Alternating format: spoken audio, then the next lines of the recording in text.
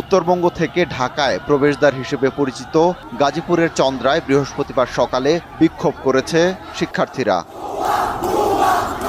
11:15টায় কোটা সংস্কারের দাবি ও নিহতের ঘটনার প্রতিবাদে বিভিন্ন স্কুল কলেজের শিক্ষার্থীরা সমবেত হয়ে বিক্ষোভ ও মিছিল করে। তখন মহাসড়কে চলাচলকারী কিছু যানবাহনেও ভাঙচুর চালায় বিক্ষোভকারীরা।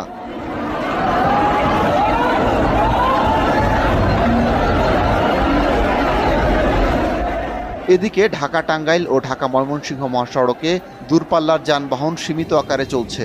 তবে স্থানীয় রুটে যান চলাচল করলেও তা তুলনামূলকভাবে অনেক কম। তাই দুর্ভোগে জরুরি প্রয়োজনে বাহিরে বের হওয়া ব্যক্তিরা।